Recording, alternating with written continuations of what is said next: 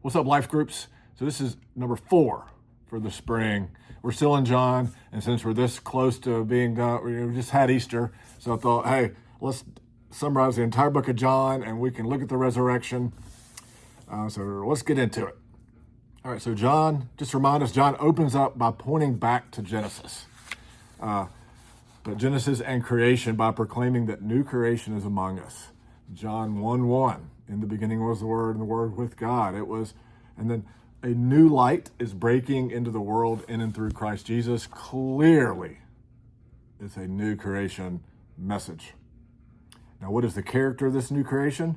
You read through John 1, you see unfailing love and faithfulness that is experienced as grace upon grace.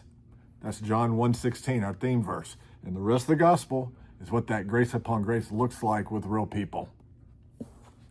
Now, the challenge in John is who will believe and trust or be loyal to Jesus. And that's the kind of recurring thing. Who's trusting, who's loyal, who's following. So if you want a decent summary of John, it's this: new creation, grace upon grace, trust and loyalty. And then we get to the crucifixion and resurrection. When you read through this narrative in John 20, and if you need to pause and read John 20 real quick, you can, or we'll go on.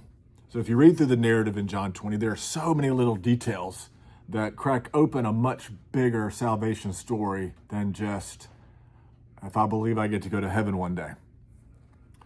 So these are little details about something much bigger is happening in and through Jesus than just individual salvation.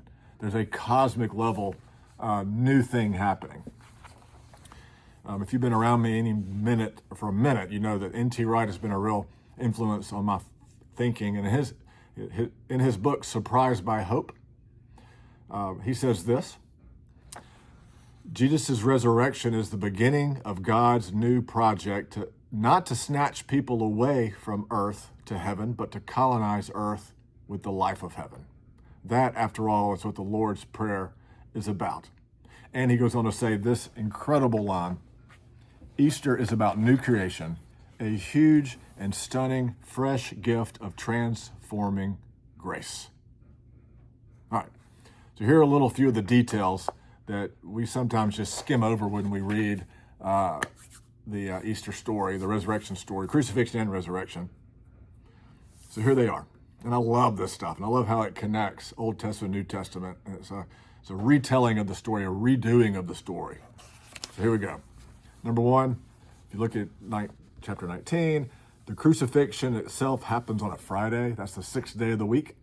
Remember, Sunday is technically the first day of the week, so Friday is the 6th day. This points back to man being created on the 6th day in Genesis 1. Jesus' death is the death of the old man. You know, Jesus took on all of humanity's depravity and ugliness, the sin, the ugliness that is sin. The "it is finished" is a loaded statement that the old man, the old ways have died. Number 2, the resurrection. Again, the resurrection happens on the first day of the week. Like, this is the first day of new creation. The old creation died with Jesus. The new creation rose again with Jesus. So Jesus' resurrection is the message that the new Adam, in Hebrew means man, the new Adam has been raised. Really cool stuff. So there are more details in John 20 that point to Genesis and that new creation is beginning. Here are just a few. Jesus' body was placed in a tomb in a garden. That's very intentional wording. That just wasn't just happened to say, oh, it's a throwaway detail. That was very intentional. The garden, hearkening back to the Garden of Eden. John 20, verse 1, early on the first day of the week. Here it is again, new beginning. The first person to experience Christ, the risen Christ, was Mary Magdalene, a woman, a clear echo of Eve being the first to take the fruit. So he's telling the story intentionally. Even the detail that Mary didn't recognize Jesus and, quote, thought he was the gardener. What a great line. See, theologically, Adam was the first gardener, tasked with tending God's garden. He failed.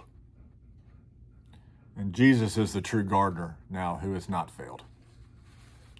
Mary tells the disciples, as Mary goes from Jesus and goes and tells the disciples, she tells them that she has seen the risen Christ. In Genesis 3, a woman is central in the fall story.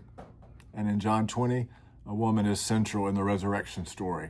It's undoing and redoing, new creation.